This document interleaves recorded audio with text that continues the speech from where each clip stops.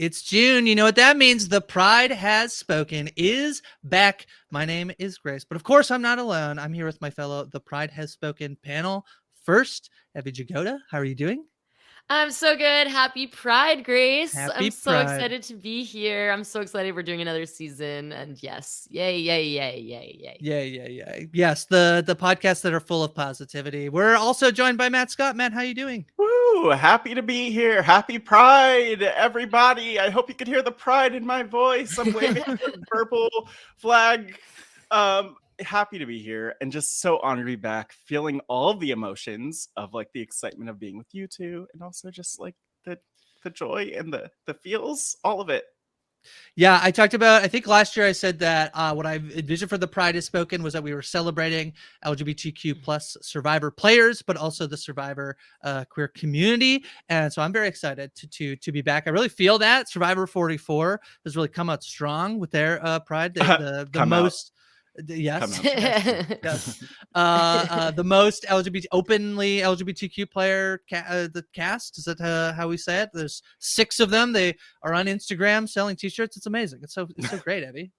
Yeah, no, it's amazing. I mean, I think back to like when, we first talked about this idea last year and it was like, whoa, what an idea. Like there have been so many queer people on Survivor. Like we could talk about it. And now it's kind of like, I feel like Survivor's like so gay now, like, I know.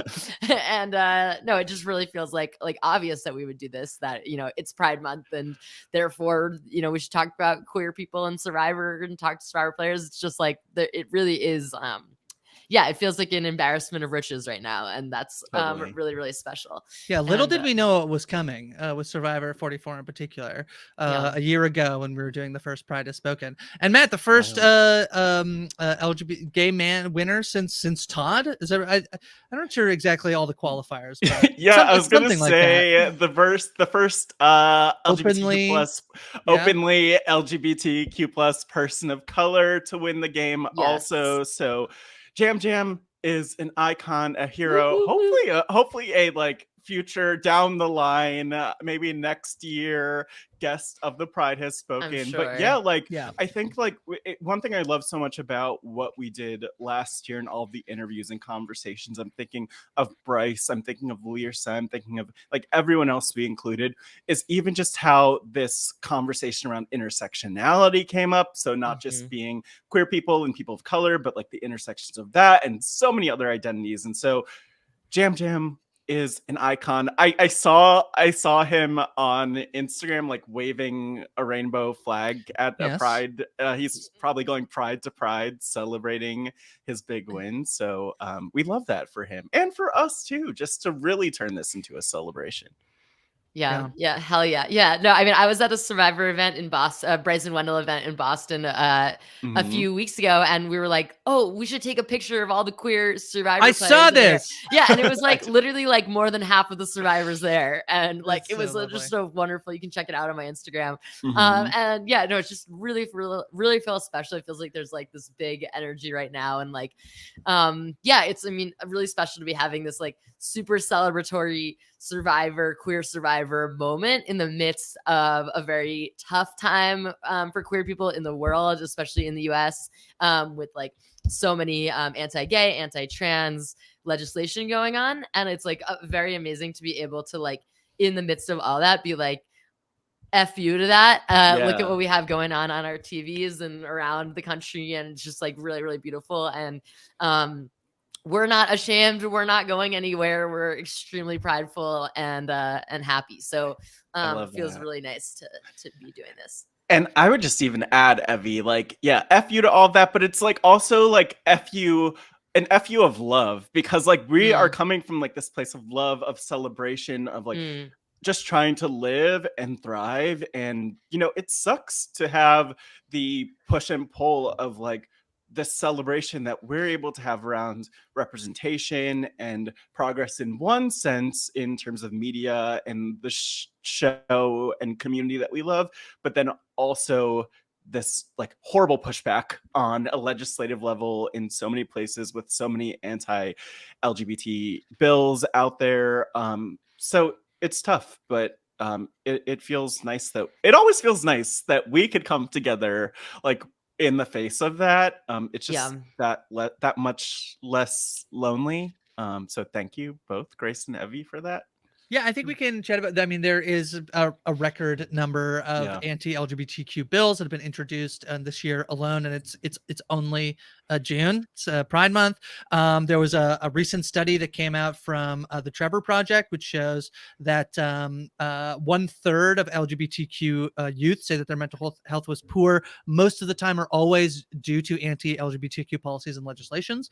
And I love this is that LGBTQ young people are not inherently prone to increased suicide risk because of their sexual orientation or their gender identity, but rather they are placed at a higher risk because of the mistreatment and stigmatization that they experience in society. That's from Marina Honestly, RHAP, has there ever been a more sorry, has there ever been a more statistic? Like, yeah, right, right. Like, yeah, right. yeah. Oh, yeah. Being you think it's helping?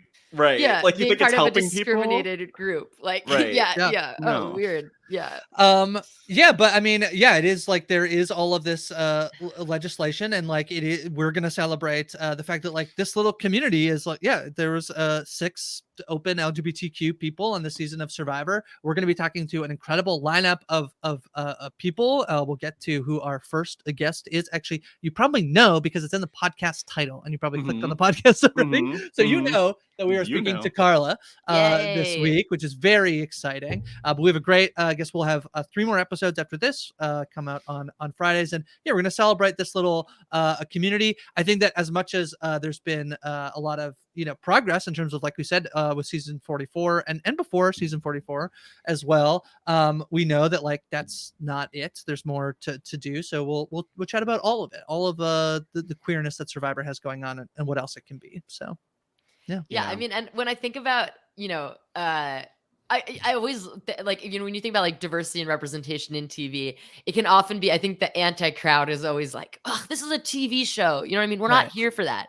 And I think it's just been so obvious, like with the 44 cast, with people like Karla, with people, in my season, with like me, Ricard, Jeannie, it's like, we're good TV. Like these are people, this is like good cast. Like everybody agrees are like good cast. You have Karla, like an amazing Survivor player. You know what I mean? That's like bringing the heat of the game, and so it's like, yeah, Jam, Carolyn, 2 of the most like iconic, like these amazing Survivor characters. And so I feel like it's just really special to like have it be like, you didn't just like include us, thanks, and like for like like it's like we're bringing it, you know what I mean? And queer people on the show have been bringing it from that. Like this has always been the thing. This is why we love doing this and talking to players throughout the history of the game, because like from the very first season, basically the inventor of the game was a queer person, you know what I mean? With obviously Richard defining that season. So it's like, I just think it's like a very special thing of that we can just be talking to people about like their life, their experiences, and how that just gets to be reflected in like amazing TV also that we all love to watch. Yeah, and I think that the other piece I love about that, I completely agree with you, Evvie, of course, as always. But I think the other piece of this is that I love that we're getting like all of this different representation, like a diversity of representation that's not just queer people, but also, again, like queer people of color and more like non-white queer representation, but also that people could look at all these characters and just see them as the characters they are, rather than, I think getting the same pushback that, I mean, I know it's out there, but getting the same pushback that maybe folks have had in the past. Like, it's nice that, for instance, like we have Jam and people are able to come to love Jam. And I love all the scenes in season 44 of just Jam saying something funny and everyone laughing and smiling. It's all good. And it's like, oh, this is someone who could be my friend. This is someone who could be my community member and who also happens to be a queer person of color. And I hope that it's widening the idea of like who we are as queer people for anyone who's watching Survivor, and also just like helping people who are the fans, the viewers, like the listeners of this podcast see like we're in this together. It's awesome.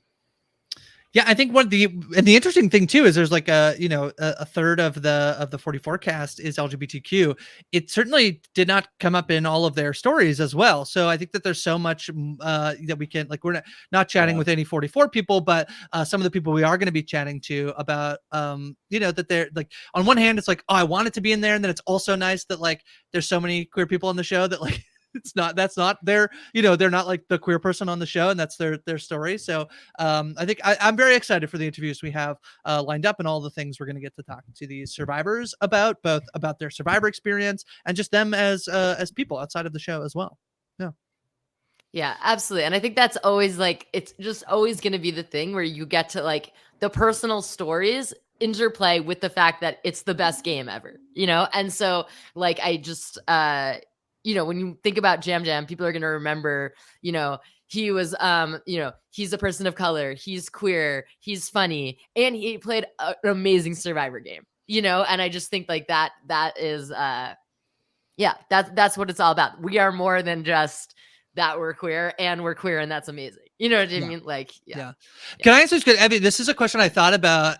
Matt and I were chatting about these interviews that Matt and I are going to be doing, and I talked about this idea, and I was really hesitant about how to approach it, because I do think there's this idea. Yes, Matt, we've already talked about this, but there's this idea. I think that there is a way in which being queer actually is an advantage in Survivor. It will actually make you a better Survivor player, and it is an awful reason why that's true. And the reason I'm worried, it's because society sucks, and people are, that time of your life, Evvie, where you're like, you're gonna come out, but you only are able to tell that to you're like, I know I'm gay, but I can't tell anybody. It's too scary. And so you walk through life, you lie a lot, you you shapeshift and blend in. And I think that's because society is awful, and it's not, there is a stereotype that like queer people are sneaky, the villain trope too, like villains are often queer coded because they're like sneaky and hiding things and are evil. And so I'm like hesitant. I've always been hesitant to say this because of the stigmatizing that idea and stereotyping. And this doesn't apply to everybody. But I think that there is a way in which like, I feel like it would, helpful to me, because there's so much of my life where I was lying about who I was and trying to like I'm trying to like fit into society, and that's like what you kind of do in Survivor. I don't know if there's any truth to that, and I was hesitant to bring it up, but now I'm bringing it up. Here I am.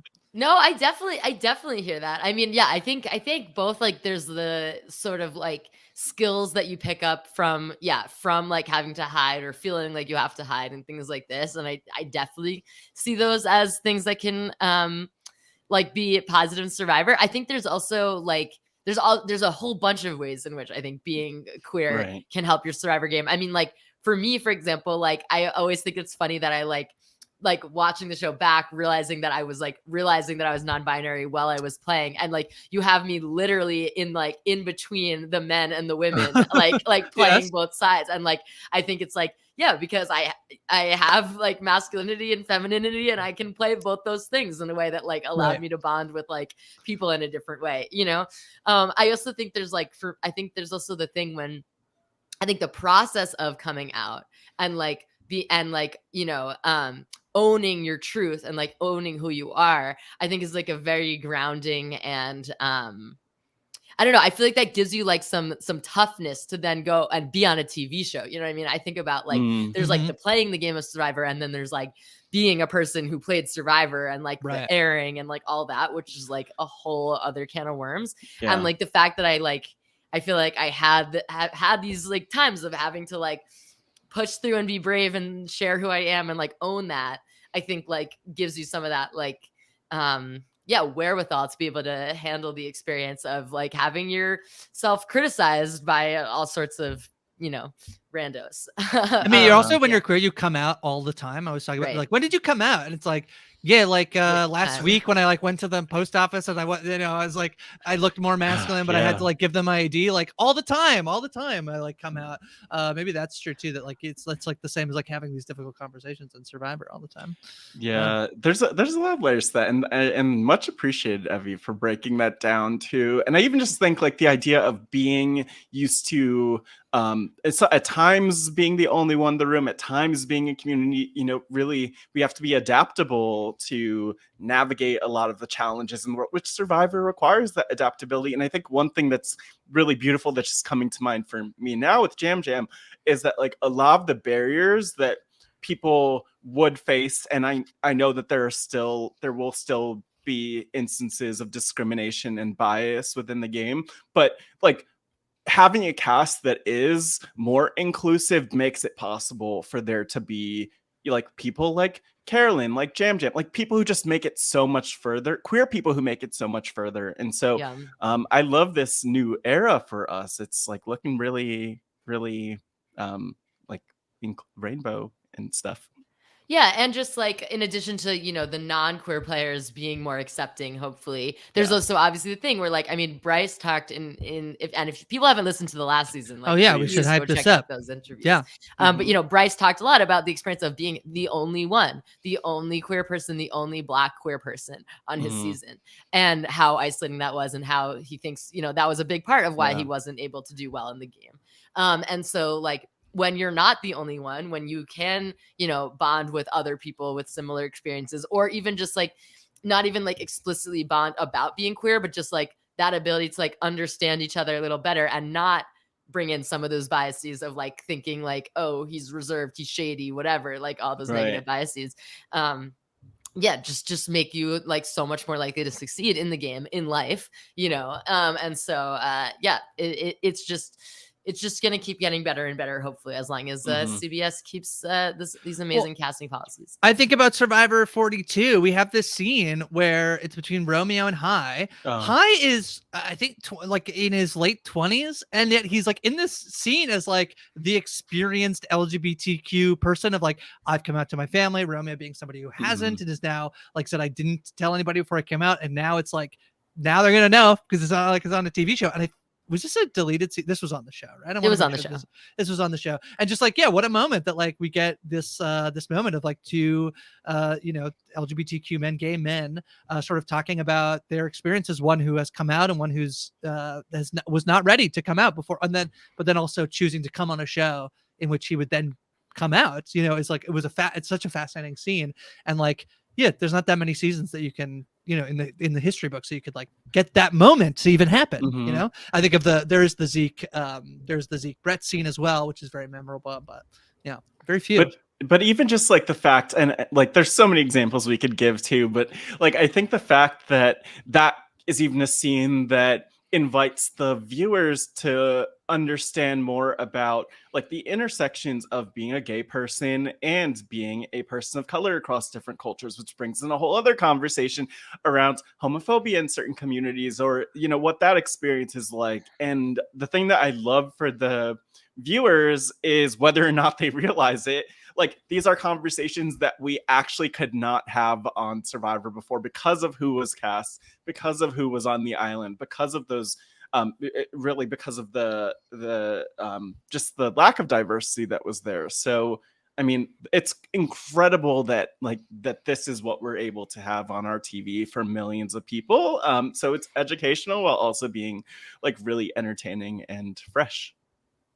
Yeah, I just wanted to say, so Evvie mentioned the season we did last year. This is, I guess, season 2. I didn't say this is season 2 of The Pride is Spoken, I guess. Sure. And so last year, if you have not had a chance to listen, you should. Interviews with Bryce, with Zeke, Lirsa, Amy, Ty, and Ricard, as well as a panel of RHAP podcasters who all identify as LGBTQ. So fun last year, and I'm very excited that we're getting to do it again. I cannot say enough about how nice it was. RHAP came to Toronto earlier this year. I saw Matt Scott in person, but I saw many people in person who were just loved The Pride is Spoken. Came up and talked to Matt and I about the show and what it meant to them, either if they were an LGBTQ person who was sort of seeing their community represented and on the network, or people who are not LGBTQ and found the podcast to be very informative. A lovely message from a parent of a trans child who was saying that like it, there was some of the stuff that was in last year's And I think specifically the special we did in March related to some of the controversy about Nick Wilson and voting for an anti-trans bill. His parent was like, yeah, some of the stuff that was said in that podcast like made me realize like, you know, I was sort of articulating this idea that like there was one point in my life where like it really didn't matter. I just had to come out. Like there was no better alternative than like coming out, and realizing that they were having that moment with their child as well. So yeah, it's been so nice to hear people talk about this show and what it means to them. So I'm excited that we're back for more. Hell yeah, and it really does like. I really think of like all this stuff of like TV and representation, and then like the fan response and like comments and like everything like that. And then like whether it's, you know, whether you're putting that in a YouTube comment or you're, you know, tweeting it at us or telling in person. And then like, I feel like it's all like a cycle of just like reinforcement of like light and positivity and like the connectedness of human experience, you know, like, and I really do feel like that stuff like fuels me in wanting to do things like this more. And like I'll say like for me, like my favorite comment I think was I think it was on one of our earliest episodes of the Pride Has Spoken. Someone commented about how they were like they were filling out some form with their young child, and it said something about pronouns, and the parent was like all prepared to explain what pronouns like are and why people might have different ones. And the kid was like, oh yeah, like Evvie from Survivor, you know, like and that's awesome. That's so cool, you know. And that's why we do this. That's why it's worth it to put yourself out there and be on these shows. And like I'm so grateful to both of you for bringing in your personal experiences, like both in the last season and throughout the many interviews that are coming up for this season, and like all the work we've ever done. Like putting ourselves out there is helps other people like learn and put themselves out there, and it just cycles around, and it's very beautiful. Yeah. So this episode, Matt and I are chatting with Karla from Survivor 43. I am incredibly excited to chat with Karla about her experience on the show and outside of the show as well. So yeah, it'll be a delightful conversation. All right, so let's jump to the interview. All right. It is my absolute honor, privilege to introduce today's guest, the season premiere guest of The Pride Has Spoken, the one, the only, the iconic, the intersectional, the multifaceted Karla Cruz Godoy. Karla, welcome. Thank you so much. What an honor to be here. Thank you so much for having me. It's an honor to have you and to celebrate you, as I'm sure Grace could talk more about. This series is all about celebrating folks and kind of just like giving you the space not only to tell your own story in a different way, but also in the context of Pride Month, of queerness, and all the other beautiful things about you, to talk about that in relation to Survivor. And so, as we start out, obviously with you, with all the other characters and players on the shows, there's a perception that people have, or there's like a narrative about who you are, a character. But we would love just give you the opportunity to share, like, who are you in your own words, Karla? In my own words, who Big am question. I? You know, I'm always evolving. But I currently am. I'm a badass queer Chicana. I am a daughter of immigrants. I am a first generation Chicana born in San Diego, California. I am happily married. I am an extrovert with introvert tendencies now that I've moved into the suburbs. But I also love to have a good time. So I can start off with that. And I've lived so many places that home can be many places to me. Right now, physically it's Delaware, but I think it's always San Diego. I just have to ask as a follow-up to that. You mentioned, look, you're someone who likes to have fun. You've been in a lot of places. This is Pride Month. Like, not to put you on the spot or to get you in trouble, but like, what is the best Pride celebration that you'd been to that you'd recommend? Grace is really like wincing at thinking about how controversial this question might be. But. Yeah, all the cities that don't get named are going to be so mad. Yeah, I know, right? Yeah. Well, I'll say that, man, I've been to so many. Like, so when I was in high school, I used to help run San Diego Pride. And I did like a youth area in the festival just for young people to create a safe space for them. So for me, my heart has always been in San Diego because it's super closed off. But I really love San Francisco Pride. I want to go to San Francisco Pride. I feel like it's going to be a good Pride. I think. Yes. Yeah, Toronto has a good Pride. I'm from Toronto, but yeah, I bet San Francisco kills it. Toronto, I bet. And then I lived in DC for a few years, so I love DC. I'm actually going to DC Pride this coming up. So wave the flag. Woo, there we go. DC representation matters. But in terms of activities, yes. Anything with a ball, like I'm there. So I when I played kickball, I did Stonewall kickball. I wasn't sure if this was like drag ball or sports ball. I was not sure. And I'm a big fan of both. So I'll take either one. It's great. Okay, drag ball. My category was always face. I used to walk face. And I love to be there. That's community to me. So anytime that's happening during Pride weekend, I'm there. And then just brunch. Bottomless. Brunch. Mandatory. I mean, it's Pride is spoken, and obviously you're a lot more than just your Survivor experience, but I think many of our listeners are intrigued by your Survivor experience. And one of the things I always think about is in terms of, I was I think in the intro, I talk about like, people like straight people like, when did you come out? And it's like all the time I come out, whatever situation I'm in, I might have to come out in that moment. But like, I'm interested in sort of like in terms of Survivor, like in terms of when you're applying, like, did you feel like were you worried at all about like being as you said, a badass queer woman, like how it might impact your application or how you might get on the show? Or are you ready to own that identity? Well, yeah, that's actually what I led with. And I remember I had 2 videos to submit, right? The first video was like the 3-minute video online. And I think the first few words out of my mouth were, right, like, I'm a queer Chicana. I'm a plus size queer Chicana. And I wanted them to know that up front because I need people to know that up front. Like, you can't.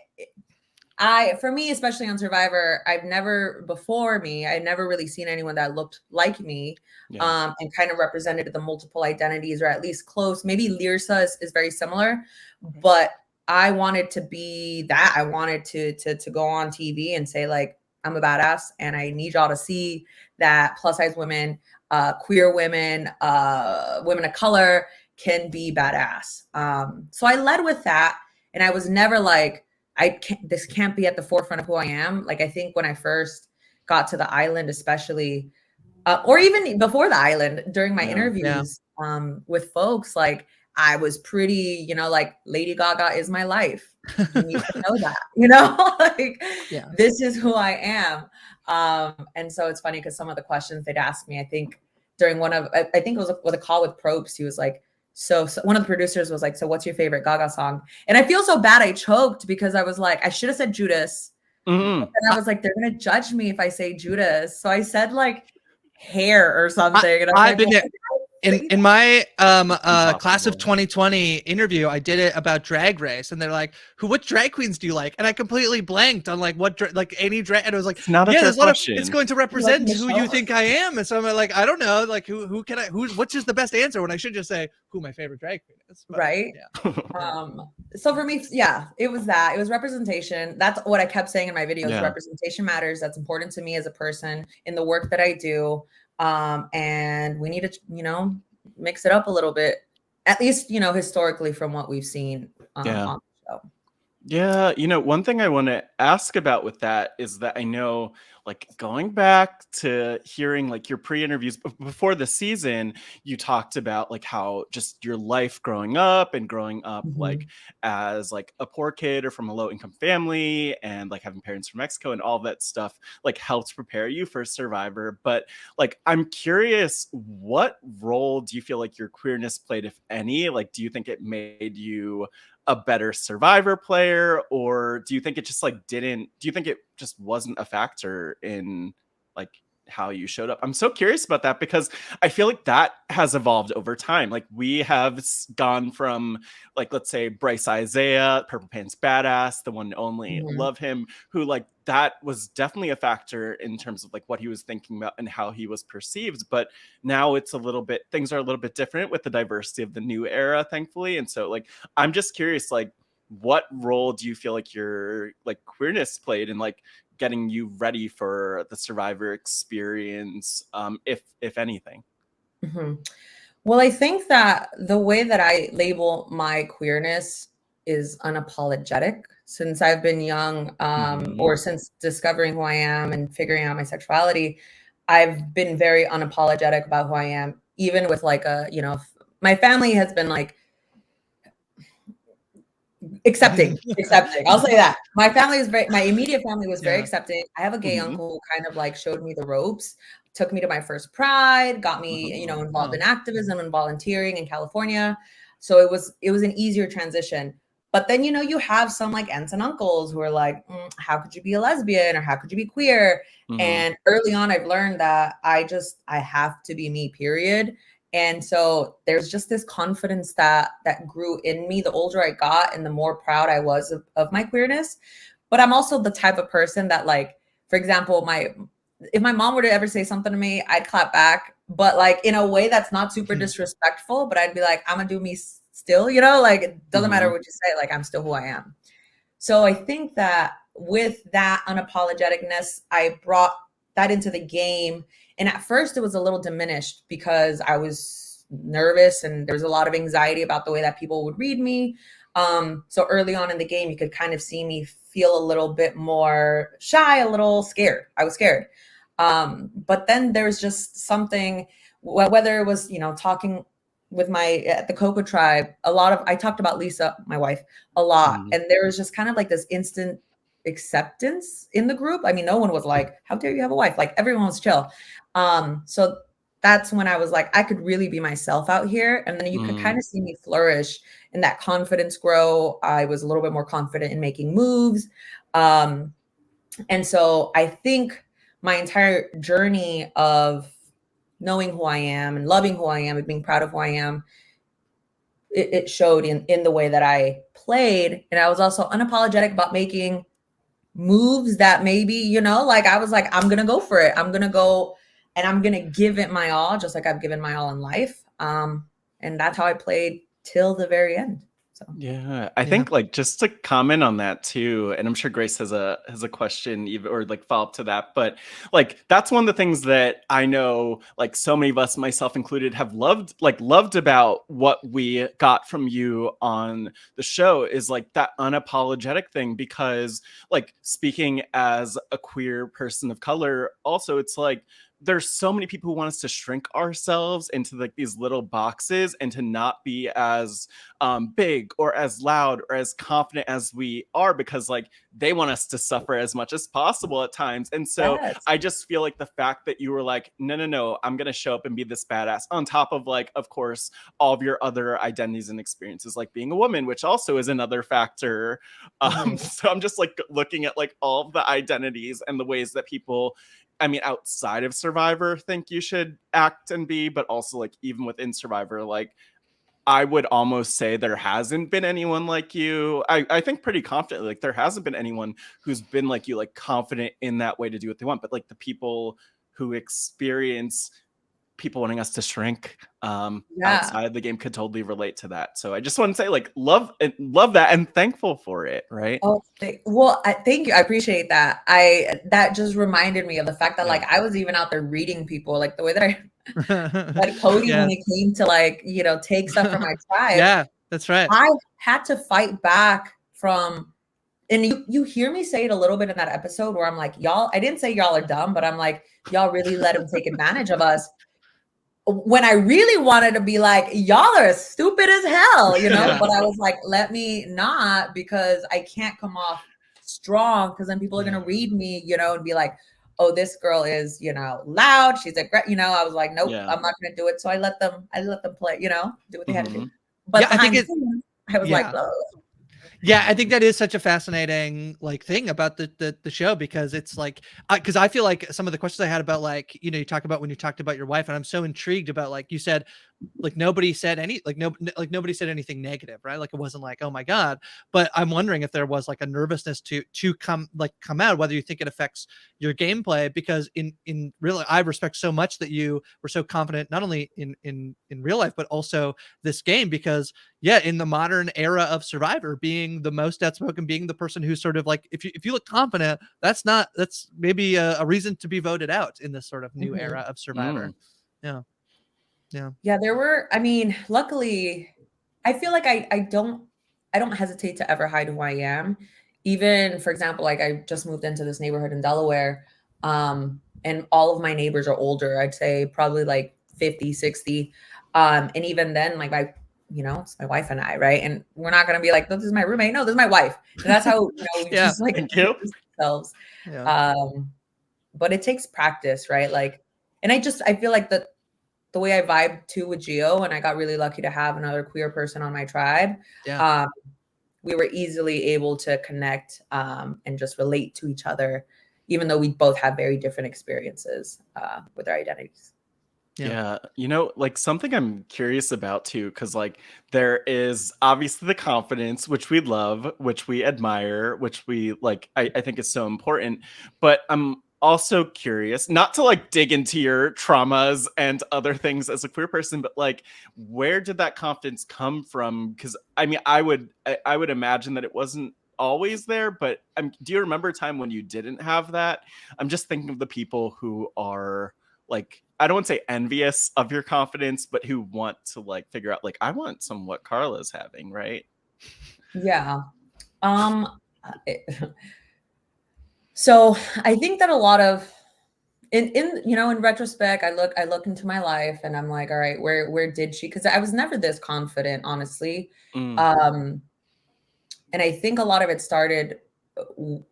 I bring everything back to education. So growing up, my parents worked a lot. My parents divorced when I was 10, but I didn't really have adults in my life that were very nurturing and caring. So beginning in middle school, I started really trying to spend as much time at school as possible, because I didn't have that support at home. And so beginning in middle school is when I really clung on to my teachers, really. Like I was like, you are adults that I look up to. And in a way, they nurtured me. So I was able to take a lot from a variety of adults that I found a lot of respect for. I was a straight A student, which is funny enough, because, my older brother and my older cousins were all in gangs. They were doing drugs. Like the influence was not good around me, but yet I had that care and love and support from my teachers. And so I think having that love, and I'd call it love, and then going into, and what's funny, not funny, pop culture also inspired me. And I don't know if we ever give pop culture a lot of credit. Pop culture shaped my confidence. I was obsessed with Sex and the City when I was in middle school, and seeing Samantha Jones be Samantha Jones did something to me. I was like, that's that bitch that I want to be like. Yes. And the sex positive part, everything. Right. Which also helped me realize that I also liked women, because I was like really obsessed with Carrie Bradshaw, and I was like, what's going on? And then I get to high school, and luckily I went to a very small high school. We had about 200 kids, and the fact that everyone knew each other, I was like, I can be myself here. If you want to talk shit about me, there's only 10 other kids, right? And nothing like that ever happened though. So I was just always in environments where I felt supported in school, and school really helped me. I loved public speaking in high school, but I kind of had to get out of that. I don't know. I feel like if you talk to my best friend, she'll tell you that I've always been this way since I was like I love that. The pop culture things completely resonates. I mean, like it's like the amount of times like I make the small talk you make with people. It's like, what are you watching? What are you watching on TV? You know, it's like we're so consumed and morphed by pop culture, which is like Survivor is pop culture, and it sounds you know, I think that this idea that you know that I always think like people like we say representation matters, and like it, but it really just does for people to be able to see themselves in people who are on television. It is so important. So it's cool to think that like you're somebody's Sam from Sex and the City. Yeah. Oh, thanks. And I'll say this. I think a lot of my insecurities, which I was very insecure in high school, despite, you know, being I was valedictorian. I hate to say that, but despite being like, you know, kind of like always visible to my class, is that my body, like I didn't love the way that I looked. And so Gaga, I always give credit to Gaga. Gaga really helped me. Music helped me. I love music. But there were definitely moments where I was like, I really don't like myself. But once again, I just had. Were you out in high school? Were you out in high school or no? Did you come out later? I came out when I was about 15. Okay. Yeah. But it wasn't like, hey everyone. It was mostly just like, okay. Yeah. And it was fine, I think. Yeah, it was fine. I mean, who was gonna say shit to me? Yeah. No, not me. Yeah. No, luckily I had like our school is just pretty eclectic and small, and so there's really no one would ever say anything, because then you'd just be like, why are you talking shit? Yeah. Wow. Yeah. And I love that too. I love like that we're touching on the pop culture representation thing and giving it credit, because like I feel like this is the community that gets that more than anything else. I mean, the people listening to this podcast probably get that more than anyone else, not only in terms of seeing the value of like pop culture and reality TV representation and all that, but like the queer representation within that. And I'm so curious, like thinking about Survivor in particular, like I think we have to get into at some point, like playing Survivor parties at bars and what that looks like and all that stuff. But I'm so curious because like, obviously the new era of Survivor, I'll call it like the pandemic plus era of Survivor, has been just a lot more diverse, and there's been more representation. But what was that like for you watching Survivor before? Because obviously there was the point where you like wanted to do the Survivor thing and get off the couch, but like what was it like? Did you see yourself in people and did you see yourself in any queer players, as few as there were prior to recent times? Not at all. You know, and what's funny is not funny. What's interesting, and I'm really happy that my wife and I during COVID wanted to binge all 40 seasons, because I started watching Survivor in undergrad around 2015. And we just kind of like picked up on it. And before then, I never in a million years would I have thought that I would be on the show, simply because the folks that I was seeing on TV were rather thin. They were white. In one of my videos, I joke that like in my, you know, audition tapes, I was like, how the fuck am I going to wear this buff? Like, I can't wear that shit as a shirt, because it literally would not fit around my hips. Like, I've tried already. No, it's never going to happen. And so I joked because I just thought it was unattainable. And so when my wife and I decided to binge it, and particularly when 41 came out, or even before 41, seeing Elaine, I was like, oh shit, okay, I'll probably do this. Obviously seeing Survivor, but Survivor spans, you know, years and years of being on the show. But Elaine kind of clicked, and then seeing like Ricard, seeing Jeannie, and I was like, oh, I can do this. Like, these folks are starting to look a little bit more like me. In terms of queer women on the show, there's no one yet. I mean, like I mentioned Larissa a little bit, but even pre pre-Lyrsa, no one. Like, yeah. I still think about the fact that they hid, was it Amy's kiss? Yeah. Like, Amy talked. Evvie interviewed Amy last year, and they talk about the editing of the. Well, they used it for the promo and then cut it in the episode. Yeah. Which is even worse. That I was outraged watching it with my wife. We were like, "What? Why do they do that?" You know? So yeah. But luckily for COVID, that's what did it. It was and I did it in such a. I think I had just come back from. I was looking at my Instagram stories recently because I applied September 16th, I believe, of 2021. And I just come back from traveling in Europe. And I was like, I don't know what, I think maybe because I was like jump roping a lot. And I think we were just like, do it for shits and giggles. Like the worst they can say literally is no, or you never hear back from them. But what's there to lose? And so I did that. The rest is history, but never in a million years.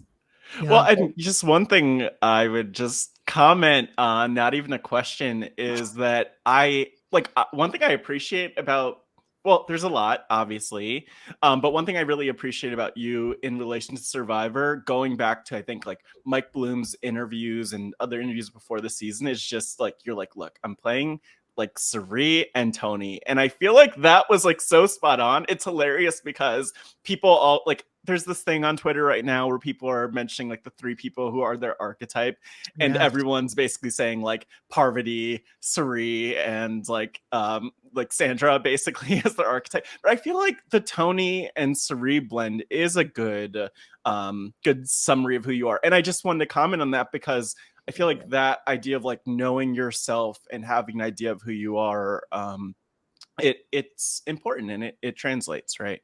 You played a Survivor a gay kickball league Survivor game. Is this true? Your kickball league? Yeah. Oh, so what happened? I know what you're talking about. In DC, so some of the folks that I played kickball with, they host like a 1-day Survivor, like field day, where people win money. And it's funny because I had been applying for, I want to say years, but maybe like 2 seasons. And the season that they finally picked me to go on, I think I was like filming or getting ready to film. And I was just like, wow, I can't do this. That's hilarious. But I want to go help them now. But yeah, you should check it out. DC. I just think it's like proof that the Survivor community is super queer. There's like so many queer. In Toronto, there's Erica had did a fundraiser during all of the stuff that was happening with Nick Wilson at a local bar on Church Street, which is the queer community in Toronto. So it's just the Survivor community. There's so many like little queer pockets of Survivor fans out there. Yeah. Oh my gosh, yes, and I love it. We need to do more queer fans. I mean, we love that, and I feel like there's a natural segue probably from like gay kickball league. Well, we should have actually probably honestly asked you how being part of a gay kickball league prepared you for Survivor, because that is like the most drama, but not trying to air out your business. Let me just answer this question, okay? Because it's not even all right. First of all, joining Stonewall Kickball in DC was the best and the worst thing to happen to me. Right. Because one, you meet a variety of characters, a variety of folks, and then some teams have rivalry, and there's always tea, there's always drama between what this girl did or who she made out with. And not girls really, but like anyway. And so it was that, and then it was like, can you survive bottomless brunch after playing? And not just bottomless brunch, but then can you go to the after party bar that same day? And then can you wake up for work the next day? And so a lot of that prepared me for the dehydration that I would experience on the island. Fair enough. But also just like getting to meet a lot of people and socialize very quickly. Like I was out Thursday, Friday, Saturday, Sundays in DC. It was bad. Really helped me make friends. That's amazing. Yeah. Oh my gosh. God. Yeah, that's a lot. There's a lot there too. And like on that note though, I have to ask, because I don't know if like anyone ever got this. How the hell do you play Survivor in a bar? Sounds like a lot of fun with the drinking type thing. I just feel like this is an activity I want to bring to like one of the like maybe to Aloha or one of the well, maybe not to Aloha, but like one of the other places in DC too. How did you do this? Was this the thing? I want the Survivor bar tea. Can I just first, before I answer the question of how we played Survivor, fun fact, I was one of the opening bouncers at Aloha. So when they first opened, I was a bouncer. Yeah, and I did that, I think, to save, and I was a teacher in DC too, but I did that to save money for my wedding. But love Aloha, love pictures. Anyway, Survivor in a bar. Oh, I feel so bad. So it would always happen at our queer bar it was in Oakland, but when I went to Cal, to UC Berkeley, and that's where I started watching Survivor, I feel so bad. We essentially, my friend Dane, who introduced me to the show, we would get all of our friends who just wanted to drink and dance and have fun. And we would be like, all right, just socialize, have a good time. But then in about 45 minutes, we're going to vote people out, like we're going to start voting people out. And so Jane and I would literally just be the ones mostly trying to make alliances and be like, who do you want to vote out? Blah, blah, blah. It was just voting people out. It was so messy and so mean, because then we would vote them off to a different table. And then after a while, people just didn't want to play with us because they were like, I don't like excluding people from our table. It only happened probably like 3 times. And then our friends knew not to play with us. I think I could maybe one up you. My grade 7 teacher ran a game of Survivor for our class, which I did win. But I think this was the worst teaching decision anybody has made, is to like make your students play a cutthroat competitive social game. I think it was a really bad choice, but I won, so it doesn't matter. Good job. Who cares? It was worth it. Yeah, thank you. I mean, let's say you're a really good Survivor player. Can we say that you're really good at the game? What do you think it is that makes you good at Survivor? Can you tell us? Teach us. Yeah. Tell us about why you're so good. Well, brag a little. I will. All right. Let's see. What was it? And also, if you want to conceal some things for when you go back and play again, you can. That's okay too. You can be like, don't reveal all your secrets. Yeah. You know what's funny? I feel like I've been saying that phrase so many times today. It's so natural. Like, I don't know how to explain it, but like, you have to really be yourself. And use your social skill, like the way that you are in real life. I feel like if it translates into the game that you're playing, and you're genuine, I think that's really helpful.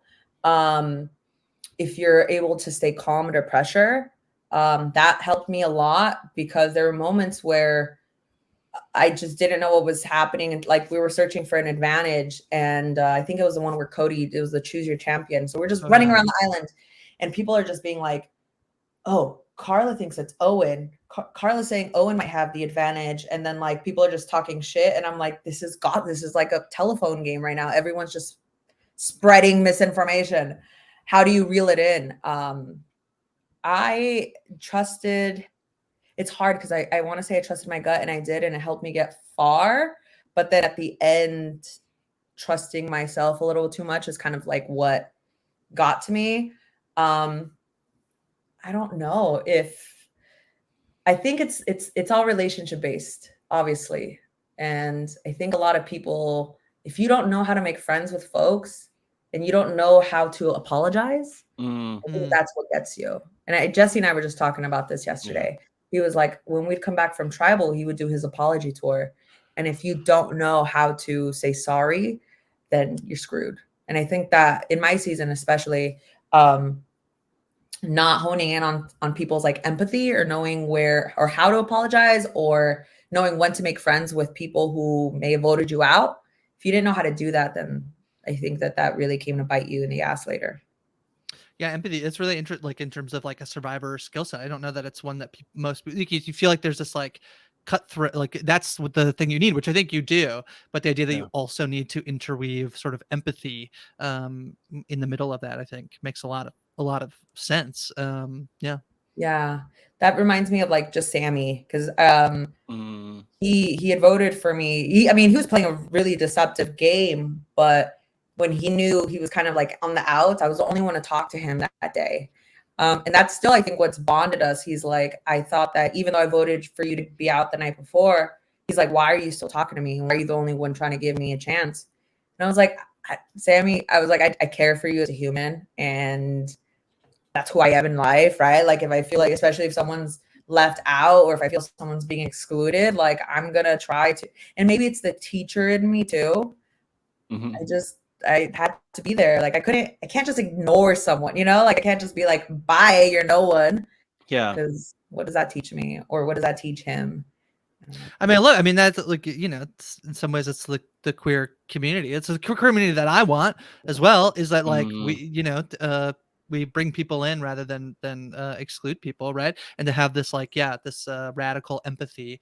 I think I talked to I brought this up to Evvie in the intro, and I have this theory, and Matt's nervous because I'm worried that it's gonna sound stereotypical, like queer people are evil and sneaky. But I think my thing is that I think queer people, there's a lot of ways in which like the skill set that we have to have because of how we have to navigate society would make you a really good Survivor player. And I feel like, you know, I'm always thinking of like you're trying to adapt to situations, but I actually don't think it really fits you. Like it I'm sure it does, but also like you come with like such a radical confidence. It's like to just be who you are. But my thought is like how we're always trying to like adapt, like what you're talking about, right? Is like that person might have like, you know, made a mistake, or I might have made a mistake, and I have to go and like fix that and create that bond with someone. Yeah.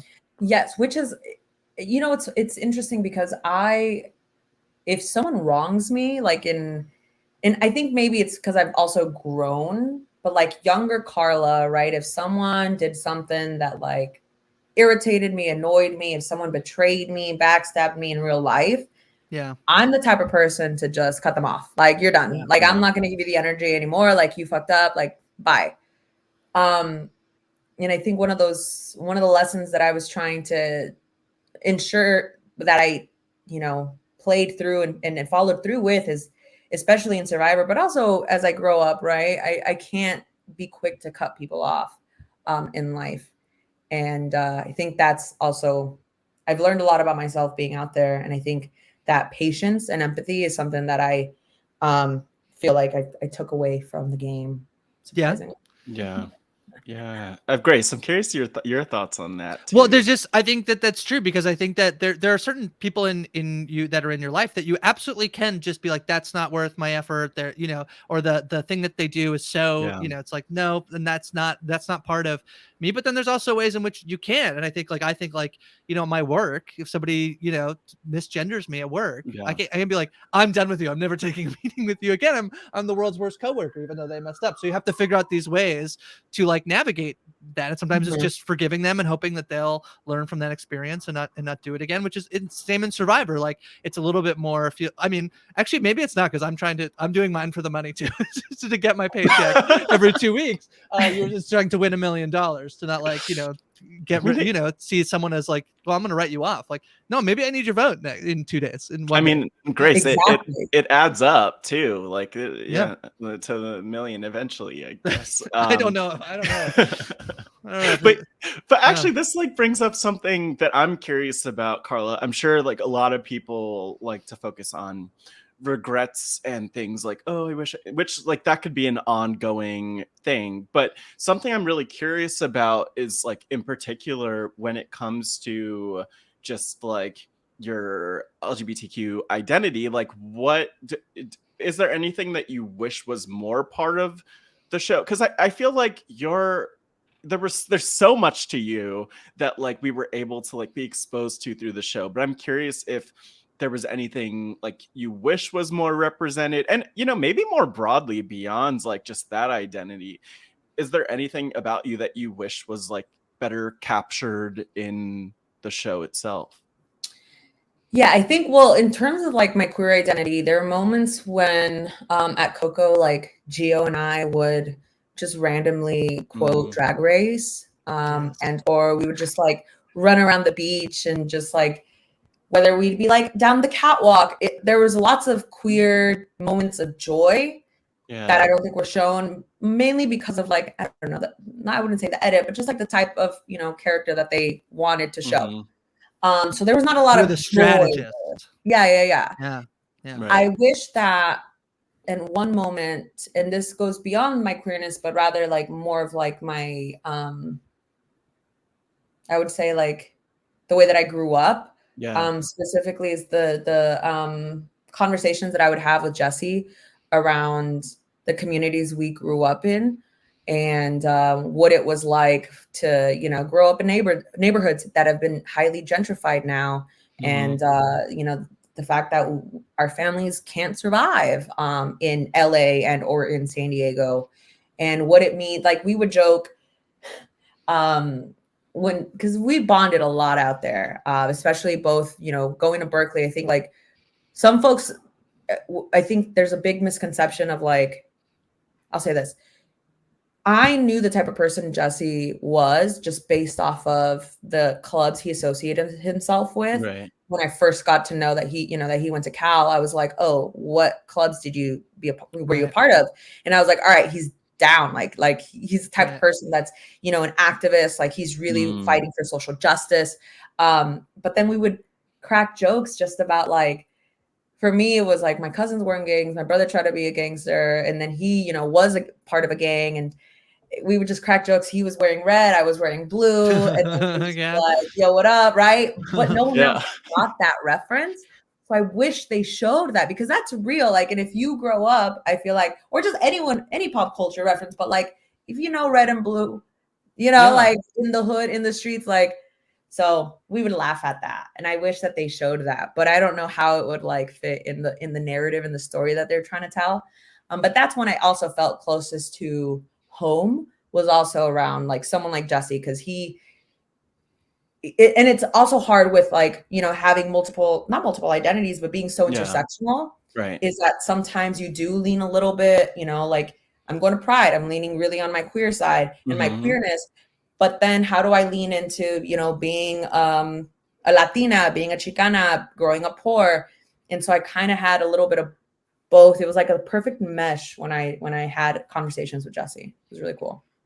Cool. I really love that. And just because like one of the things that jumps out to me, and I think last year when Evvie did the Pride has spoken interviews, like different people spoke to this, but I'm thinking of like Bryce in particular, just speaking about like that intersectionality. And I've definitely experienced that myself as like a queer Black person, that like sometimes it feels like your Blackness isn't necessarily accepted by like the white gay communities, which like actively experiencing this in DC with it being Pride season and Pride month. But then also like you have the flip side of it, where like your like identity or my identity is like a Black person. It might not be like the queerness might not be as accepted by everybody, and there's some homophobia there at times. And so I think that it's really interesting that, I mean, obviously you like have lived that intersectional identity, and I only wish that, and I don't know if it's like the editors or producers or whoever it is, but I wish that like whoever's sitting back there could like see that intersectionality or see the conversations you're having with Jesse and be like, oh, we need to include that, because like that's really important to like a certain demographic of people. But yeah, it's like it's not often that we have like intersectionality. Or I should say it hasn't been often that we've had that intersectionality like represented on our TVs, which kind of makes like, you know, your experience and even what you're talking about with Jesse like that much more notable, right? Yeah. We'll see. I mean, it'd be interesting. They're expanding to 90 minutes, these episodes. So it feels like that could be opportunity to have some of this stuff, you know, make it into the show. I know, like we've talked about, like the shows being more diverse. Like I don't think we've shouted out it is the Survivor diversity campaign that really pushed this initiative, and I do think it's like that was really about like making sure the cast was half Black, Indigenous, people of color. But I do feel like Rising Tide raises all boats. It's also meant that, like, you know, the fact that we got like Jam and Carolyn are in the final 3 of the show, and two queer people is so incredible.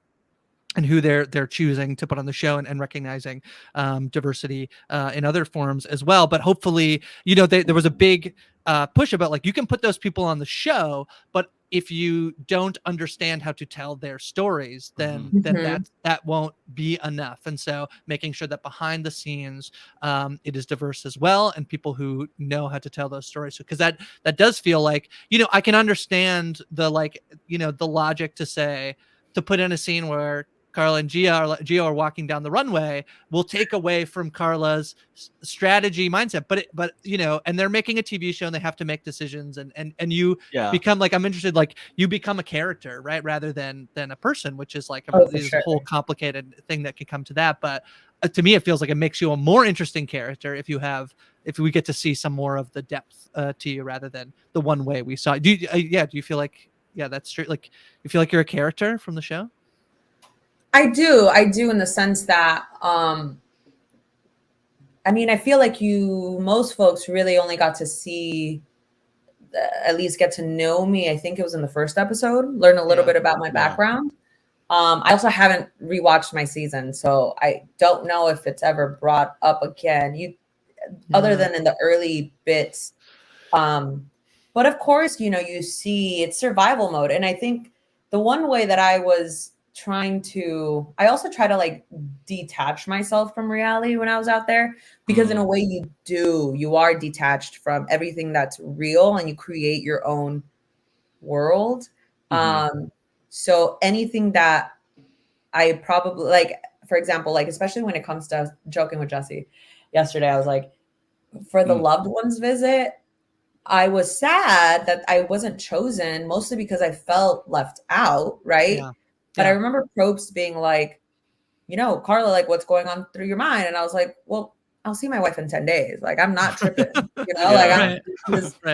because I was also trying to detach emotionally from that. Yeah. So I think that, it's all, it's an edit, I think obviously makes it, unless it's like Big Brother, right? Where you see people's real experiences. And there was this, what do they call it? Franken biting? Yeah. Frankenbite. Yeah. That happened to me. You got Frankenbit? Only with the promo, because I think it was leading up to the finale. And in this promo, it makes it seem like I'm telling Cass, right? Like, if she doesn't see this, whatever, she's dumb as hell. Yeah. But then in the episode, it says, I'm talking about everyone. And I'm like, they're dumb as hell. And I was like, wow, like they really want to create this. They want it to show it's narrative. So yes, I do think of myself a little bit as a character. I wish I could also talk a lot more about myself. And I wish I talked a lot more about myself out there. But I try not to, because then I'd, be reminded of the outside world. Yeah. That makes sense. Trying to detach. Yeah. Yeah. I think you have to. This kind of brings up something else for me. And like, obviously, there's like, I'm sure that there's been like so much, we'll get into talking about like the love you've received and like what that's meant meeting so many of the fans. But like, my feeling watching the season, so just like to give you my perspective on things, I remember like meeting you during the season and just being like, I love Karla. And I actually like feel like I fell in love with like your cast, and I felt like really defensive about like Owen is another one in particular who I'm still like, leave Owen alone. Like leave Karla alone. But I'm curious, like, what do you feel like there's something that people like missed or didn't see in who you, or understand about who you are, just like based on the game and everything that was shown? Yes, especially I think the way that things ended, right? Like for some people it soured like their idea of me. And I think this is where I wish they would have showed more of the conversations that I had when I was literally fighting for my life. So I thought of Rue, right? Like I was like, oh, I am fighting for my life here. Like it's on, right? So the entire time that I was essentially just trying to plead my case, I kept telling people, what I'm saying right now is game Karla. Real Karla is not like this. So I am saying what I have to say right now to try to stay in the game, but know that like, this is not who I am. So please don't take this personally. And I wish they kind of saw that, because they would have been like, all right, this is Karla's strategy to try to stay, instead of being like, Karla's this bitch who, like, you know, hates women, right? Like, for me, it was just like, that's not how it worked, how it happened. That's not how the conversations happened. I was always telling people, this is my game mode. But I think, but also it's, I don't know, there adds some mystery. I think I'm a very complex character, or contestant, that leaves for a lot of room for growth. I think it's in a way, it's like, I don't want to say it's ever good, but there's so much love at the beginning. And then I feel like people were like, oh, she's a bad, like she's swinging at everyone. Yeah. And I think I wanted to go that way. Like, I don't ever want people to think that I just gave up. There's so many people in my season that just kind of like, I'm gonna go home. Bye. Let me do, you know, and I'm like, no, that's not how you play Survivor. Like, you got to do what you got to do. So it's so tough though, the balance. I think like you talked about the new era of Survivor, that you need to have a resume you need to have made moves by the end of the game, but also if you're the head of the snake, they want to chop your head off. So it's such a tough balance, and only one person can win the show. I think you played very admirably, and I don't think you quit at the end or weren't trying. So So yeah. Well, it's funny that like, yeah. Oh, sorry. I was just gonna say that even at my tribal, like, I knew I was going home. Like, there's no hiding that. But when I asked Jesse to dance, I was like, I'm still playing. Like, I am sitting, even though I know everyone's gonna vote for me. I was like, Jesse, let's do it. And when he kind of pulled the whole like, I need someone else to vote with us. Right. That freaked me out. And so my wheels started turning. And so I was telling everyone, I was like, I think his idol's fake. So even then I'm twisting things around. Like, how the fuck can I like try to maneuver stuff? And it was just fun. Even voting for him was strategic in the sense that, like, if for some reason he decides to even want to play it on me, despite me telling everyone I think it's fake, them telling on me, him getting mad, not wanting to play with me anymore. If he for some reason does, I get him out. And I just think that it's pretty cool that I was like, I'm just gonna to my last minute. Yeah. No, I think you played right to the end. Yeah. And hopefully we'll play again. Yeah. We suggested in the intro an all queer season of Survivor, or maybe we say this in the outro. Time we say at some point at Pride Month, because we're talking about the queer ultimatum and the all queer season of Are You the One, and we think there needs to be an all queer season of Survivor. So you'd be up for that, right? Or is it too? That would be a mess. The kickball league. I'm here for messy. I mean, I'm here for messy and entertaining. Yeah, I think that's what we're working our way up toward. That's what they're like, okay, we need a third of this cast to be queer, just so like we could, like, by season 50 will be it. So I'm just saying, Karla, get ready. Get ready. We'll see.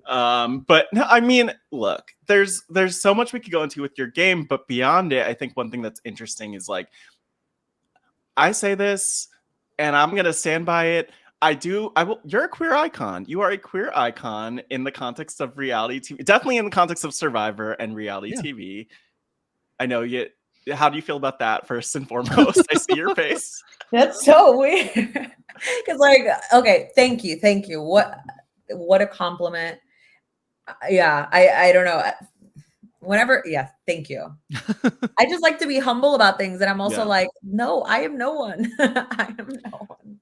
But I think that's the kind of the point. Like, people could relate to that, and you're someone who's like, oh, I could be like Karla, is I'm sure what many people have said, queer people included. I'm really curious. I wasn't asking the question, like, what do you think about being a queer icon? But I guess what I am wondering about is, thinking about all the events and watch parties and things you've gone to, especially from like that perspective.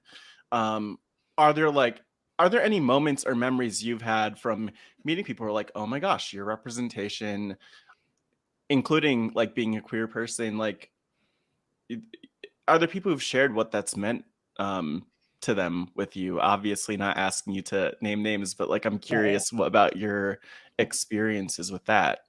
Oh, for sure. I've definitely had a lot of folks reach out to me. And what's really cool is that it's a variety. It's not just about my queerness. I've had a lot of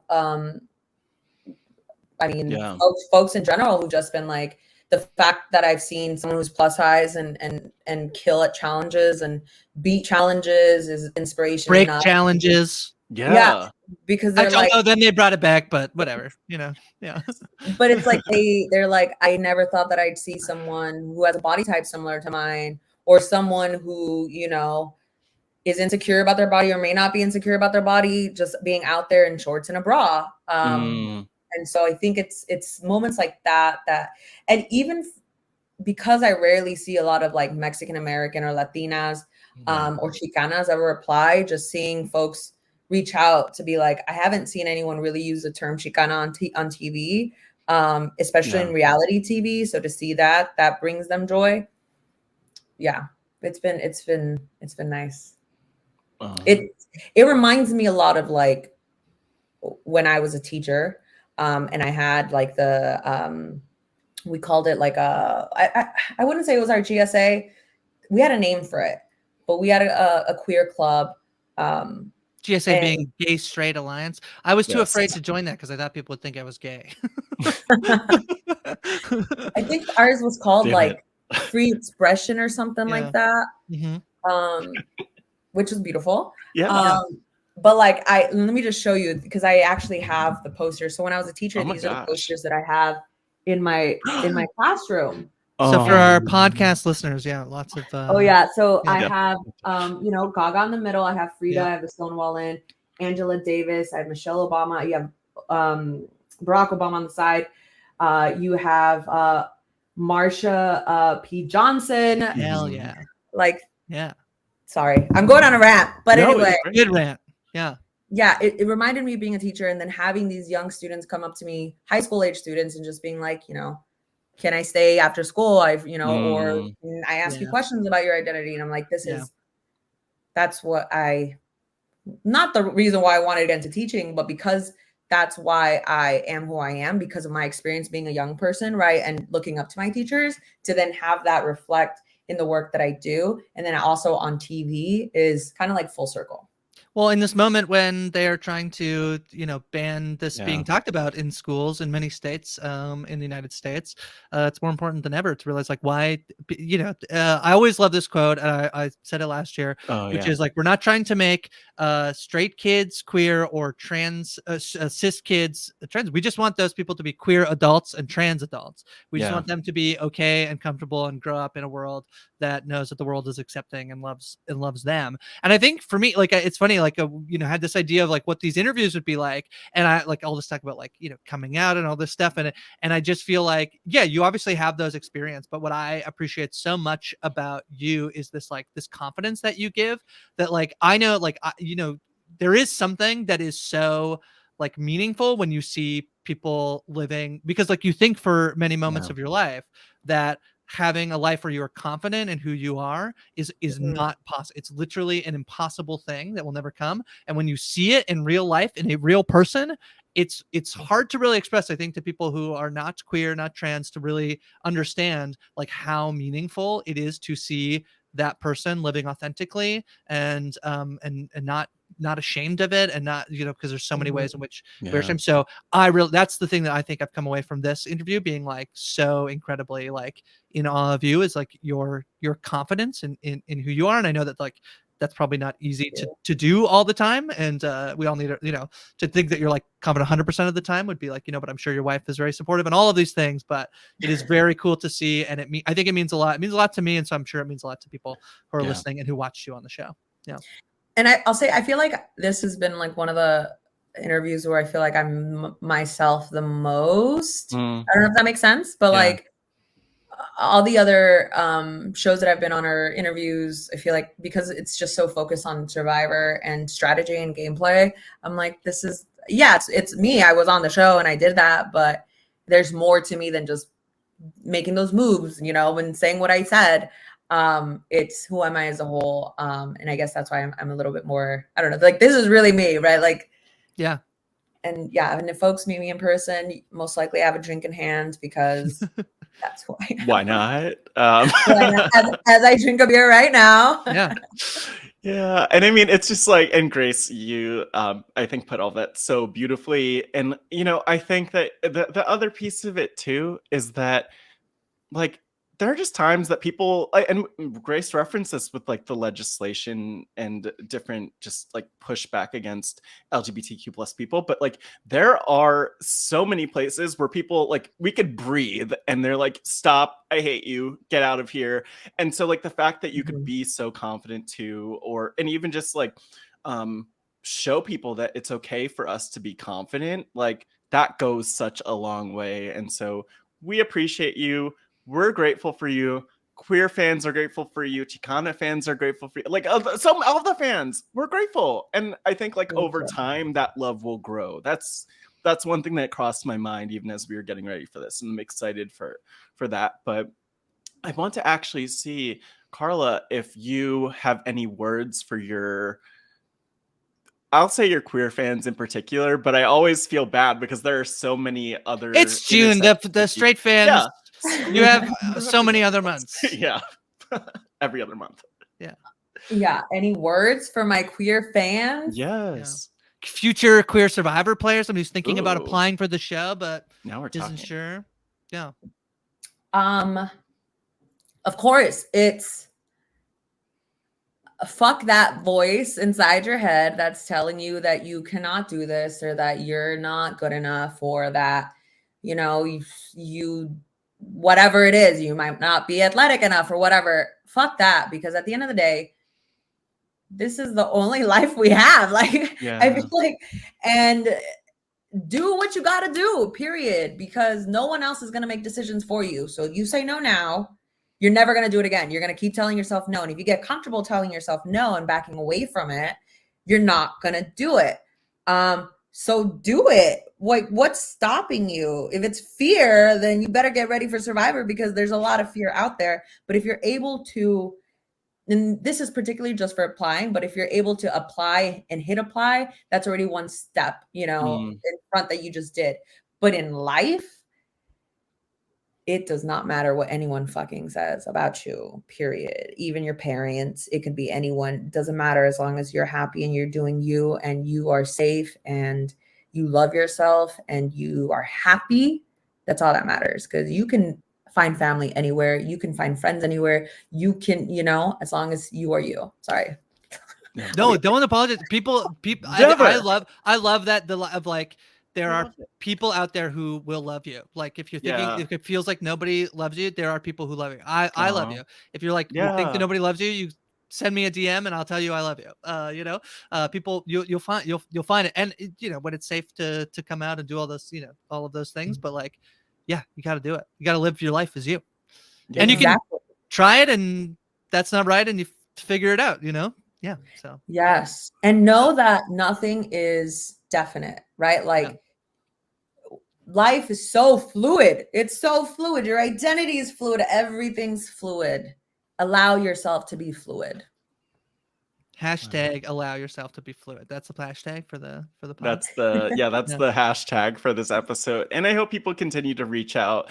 Like, after listening to this, I always think about the fact that like we're at this point in the podcast and like only so many people in the world make it this far. But I hope that whoever's listening sends all of the love to you, Karla, and just all that you deserve. We love you, us, me and Grace, of course, but also just the listeners, and happy Pride. Thank you, Matt. Thank you, Grace, for having me. Yes, happy Pride. Be safe, y'all. And I'll see y'all around.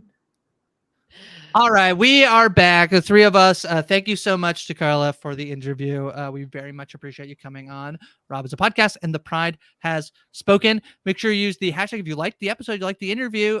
You should tweet about it. Hashtag the Pride has spoken.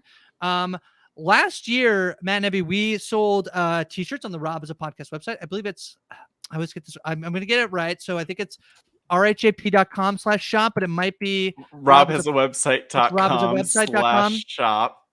RobHasAwebsite.com/shop is where you can go. So we'll put a link in the show notes as well. Yeah, and we have like there's another link too that's directly to the shirts that we could give. So we'll let you know. Maybe we'll even know magically within the next few minutes. And definitely by the next episode, we'll know it.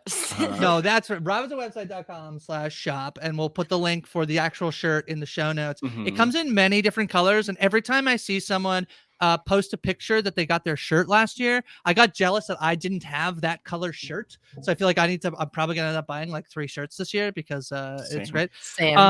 We would love to for the proceeds of the shirts to go to a charity that is supporting LGBTQ people. Specifically, we'd love for, so what we're going to ask you to do is if you have suggestions of where you should send them, you can tweet at us or send us a DM, send us an email, whatever you want to do to let us know where we should be donating the proceeds. We'd love for, we might do a thing where we'll split it or whatever, but we'd certainly love one that is helping to fight any of the anti-trans and queer legislation that's happening in the United States. An organization that is doing that, I think, is something that we would like to do. So if you have any suggestions, please send them our way. And on the final episode of the month, we will say where we're going, and we'll probably have a rough estimation. That's not a real word. That's a new queer word. That's a queer word. If you've never heard that word before, it's because it's from the LGBT community, and works. Totally. An estimate of how much we'll be donating. So get your shirt. It was so cool. And when you get your shirt, take a picture with you in it, as much as you feel comfortable doing, and then tweet at us, #the Pride is spoken, and we'll probably I'll retweet it and I'll like definitely. Yeah. Yes, and I could confirm for the shirts, the link that we gave out last year was robhasawebsite.com/ robhasawebsite.com/pride shirt. Just have to check that. So nice. Great. Hopefully that takes you directly to the shirt, if not just to the shop. But get them and show us them. And yes, I only have the black one. I know. So I love the black one. I'm so jealous. I do too, but I need like all of the colors. What color do you have? I also have black. What color do you have, Evvie? I have the pink, the light pink, and I love it. See, but then I'll see someone in like maroon or mauve, and I'm like, so nice. It's so nice. It's actually great in every color, I think. Yeah. So, well, could there be a better metaphor for the queer community? True. Am I right? Very true. Shirts are beautiful in all the colors. That's right. All right. So that was our interview with Carla. We'll be back next week with another interview. But in the meantime, let's go around the horn. Evvie, what are you up to, and where can people find you? All right. Well, you can find me on Instagram and Twitter at Evvie Jagoda. My TikTok is the same handle, but it's currently hacked. So if you're listeing to this, just go ahead. I heard this. Yes, go ahead and report that account. Oh I am working on getting that back. It's very annoying. But you can check out everything that I've been doing with I've been podcasting with the wonderful Asia and Mary about the show The Ultimatum Queer. Is it like The Ultimatum Queer Love or Queer Love? I think. Queer Love. It's a amazingly bizarre Netflix dating show featuring all queer people in this season, and it's really, really fun. So if you can't get enough queer TV related content, you should be watching that show. And you can check out all those podcasts in the reality wrap-ups feed or the Love at First Sight feed, wherever you get your podcasts, and you should check it out. It's good stuff. I think between The Ultimatum, Queer Love, and the all like LGBTQ season of Are You the One, this is proof concept that every show should just do an all queer, even if it's not a love. Yes. Everybody should do one show where everybody's queer. Survivor. Yes. Yeah, that's right. That's right. Matt Scott, what about you? Yeah, thanks for asking. So you could find me at Matt Scott GW. And by the way, before getting to my other plugs, just want to say so much love to like all of the listeners who even just in the last year have shared how much this podcast means, how much hearing our queer voices means to you. And I'm so thankful to be there for you. So please reach out, tweet us, get the shirts, take pictures, all the things. And again, find me Matt Scott GW. I have a season of Pod Friends that I'm currently working on and getting ready to come out this summer, which you could subscribe to hear interviews with a number of phenomenal people, including Grace and Evvie, who've been part of Pod Friends. robhasawebsite.com/podfriendsfeed. And also I'm, as always, on the Wrestling RHAP talking about the graps, the clotheslines, the drop kicks and things at robhaswebsite.com/wrestling feed. And the last thing I want to plug, especially for the Survivor fans, is that it was last year, actually, after we recorded this, that I was part of a live reality game playing Survivor Philadelphia, Head versus Heart. And just want to encourage folks to like check out Survivor Philly on Twitter, find the interest form. You never know when that will come back, but would love to see a lot of queer people if and when Survivor Philly happens again, which I'm sure will happen at some point.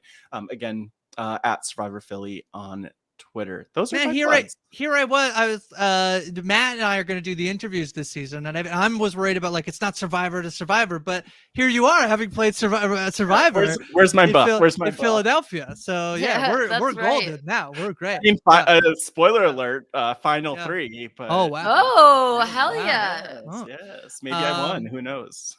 Shout out to the bartender in Toronto who Matt and I were both wearing our Pride of Spoken shirts while we were getting a drink, and she said those are aggressively gay shirts, and I love that. Yes. Shout out to that individual who served us our drinks. I'm on Twitter at Hi From Grace. I'm talking a lot of scripted TV. We're still talking about Succession, even though it's over. Episode rankings, character battle royales, all of that fun stuff. Aaron and I are talking about The Idol, which is interesting. We watch it, so you don't have to. Is how we are pitching our coverage of the show. I thought it seemed cool in the. It's filmed cool. It's filmed cool. There's a couple lines in it that I'm like, I don't know. Yeah. Aaron and I are chatting about movies each week. Ariel, Rich, and I are doing a dark rewatch and a whole lot more. But I'm on Twitter at Hi From Grace for everything I'm doing, and we'll be back next week with another episode of the Pride Has Spoken. So until then, the Pride has spoken.